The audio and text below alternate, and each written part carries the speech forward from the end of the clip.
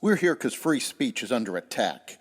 We're here because people are being convinced that socialism works. We're here because people are being judged guilty until proven innocent.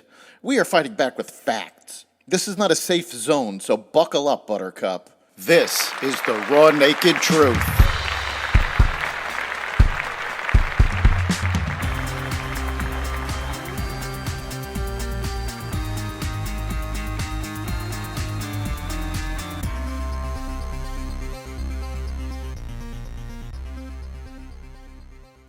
DC Criminal Code overhaul blocked, COVID origins investigated, job openings falling, and more. Welcome to the Raw Naked Truth. I'm your host, Eric Lopkin, and here's the news you need to know.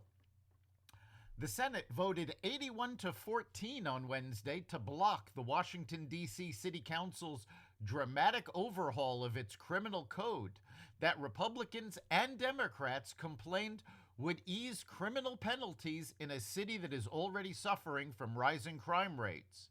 In the final vote, only 14 Democrats voted against the resolution aimed at reversing the D.C. law, which was originally the product of the House's new Republican majority.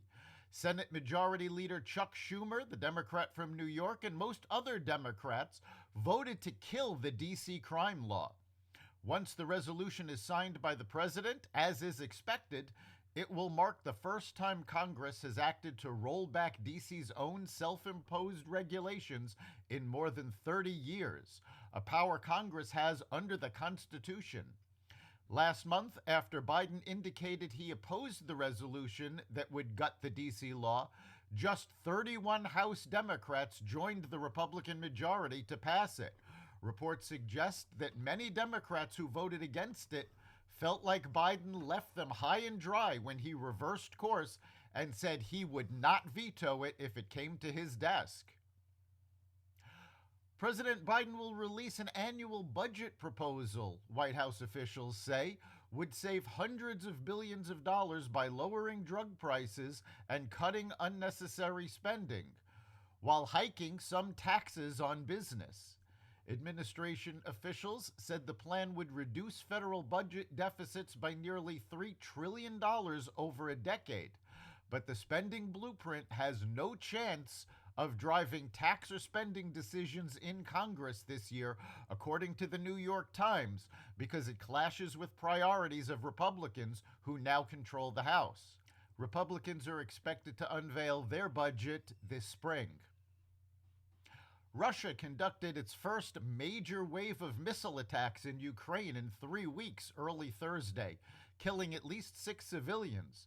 The strikes cut power in some areas and knocked a nuclear power plant off the electric grid.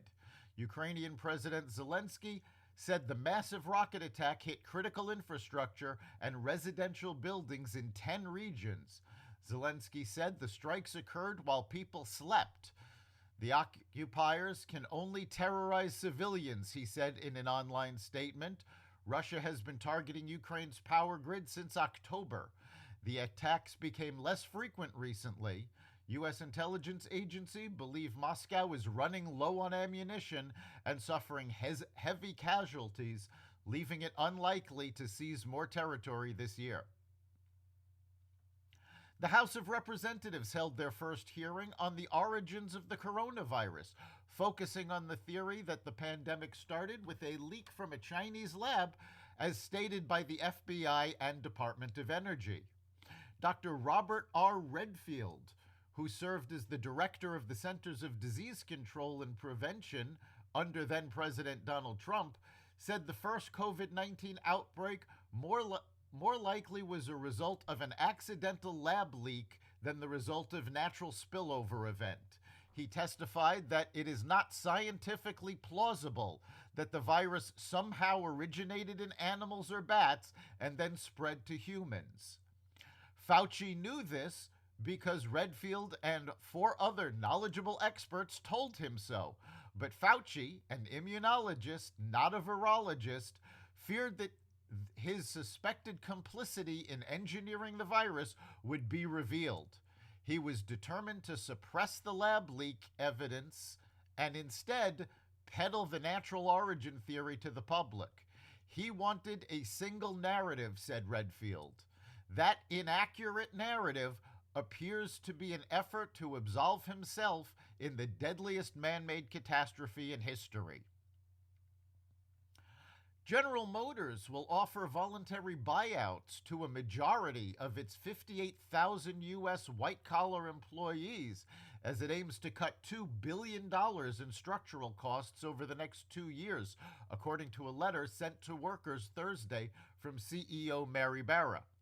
The Voluntary Separation Program, or VSP, will be offered to all U.S. salaried employees who have spent 5 or more years at the company as of June 30th. Outside of the U.S., the automaker will offer buyouts to executives with at least 2 years of time at the company. The number of job openings in the United States fell to 10.8 million in January, down 410,000 from December, but still exceeding the number of eligible workers by far, according to data released by the Labor Department. There are now 1.9 job openings for every person available to fill them, according to the Job Openings and Labor Turnover Survey. Federal officials carefully monitor that report as they make decisions on monetary policy like raising interest rates. The extremely tight labor market is one of the indicators showing that the economy remains stronger than expected despite high inflation and rising interest rates. That's the Raw Naked Truth.